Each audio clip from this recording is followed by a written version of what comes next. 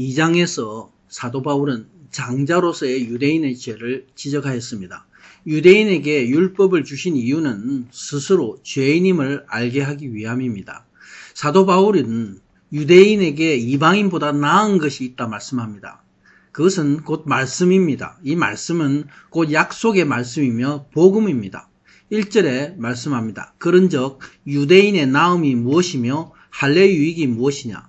범사에 많으니 우선은 그들이 하나님의 말씀을 맡았음이니라.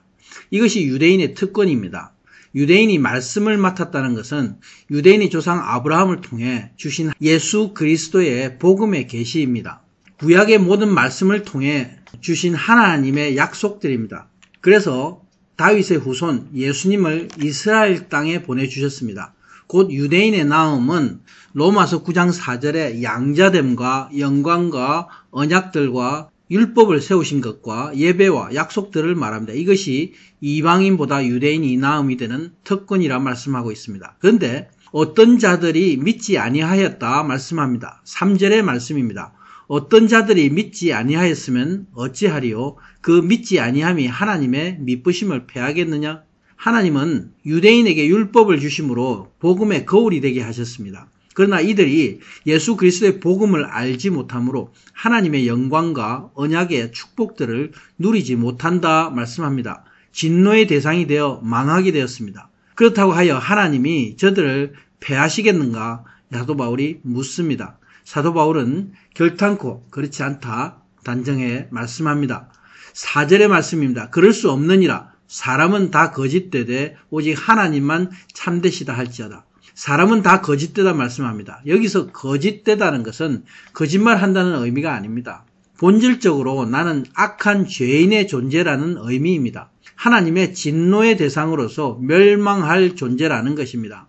그러나 하나님은 참이십니다. 자신의 백성을 버리지 않으시는 선한 분이십니다. 사도 바울은 시편 51편 4절에 다윗의 시편 70인역의 말씀을 인용합니다. 기록된 바 주께서 주의 말씀에 어렵다함을 얻으시고 판단하실 때에 이기려 하려 하심이라 말함과 같으니라. 바로 다윗이 밧세바와 범죄한 후 선지자 나단은 다윗의 죄를 지적합니다. 이때의 내용입니다. 다윗이 회개함으로 예수님의 구원을 노래합니다. 다윗의 불의함에 하나님은 어렵다 하시고 이기게 하셨다 말씀합니다. 나는 근본적으로 악한 죄인의 존재입니다. 거짓됩니다. 그러나 하나님은 죄인된 나를 위하여 의의 법을 주셨습니다. 바로 예수 그리스도의 의입니다. 하나님은 나를 심판 가운데서 이겨 나오게 하셨습니다. 나는 오직 예수 그리스도의 은혜로 죄사함 받습니다. 다윗과 같이 나는 바로 예수 그리스도의 은혜를 찬양할 수밖에 없습니다. 그러므로 5절에 사도 바울은 다른 사람이 이렇게 반론한다 말씀합니다. 그러나 우리 불의가 하나님의 의를 드러나게 하면 무슨 말 하리요? 진노를 내리시는 하나님이 불의하시냐?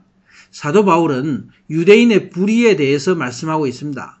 근데 그 불의가 하나님의 의를 드러나게 하였다 말씀합니다. 불의가 의를 드러나게 한다면 하나님이 진노가 불의하신 것 아닌가 이렇게 반론합니다. 6절에서 사도 바울은 대답합니다. 결코 그렇지 아니하니라. 만일 그러하면 하나님께서 어찌 세상을 심판하리시요. 여기서 우리의 불의가 하나님의 의를 드러낸다는 의미는 무엇입니까? 불의는 유대인이 예수 그리스도의 복음을 받지 않음을 말씀합니다.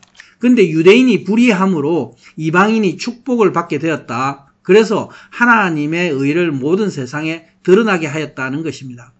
7절과 8절의 부분에 다시 반론을 말씀합니다. 그러나 나의 거짓말로 하나님의 참되심이 더 풍성하여 그의 영광이 되었다면 어찌 내가 죄인처럼 심판을 받으리요? 그러면 선을 이루기 위하여 악을 행하지 않겠느냐? 나의 죄됨으로 하나님의 참되심이 풍성해진다면 내가 죄인처럼 심판을 받겠는가? 아니 죄를 더 짓자 이렇게 선을 위해 악을 행하자 하지 않겠느냐는 것입니다. 사도 바울은 이렇게 어떤 사람이 악의를 가지고 반론하며 비방한다 말씀합니다. 사도 바울이 대답합니다. 그들은 당연히 정죄받는 것이 마땅하다. 그렇습니다. 하나님은 결코 불의하지 않으십니다. 불의는 결코 하나님께 속한 것이 아닙니다. 다만 하나님은 이스라엘이 불의하도록 내버려 두신 것입니다.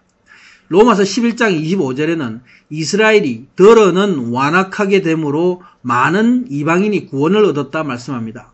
사도 바울은 이것이 하나님의 신비로운 섭리의 역사다 말씀하고 있습니다. 하나님이 유대인이 불의하도록 내버려 두신 것은 이들을 포기하신 것이 아닙니다.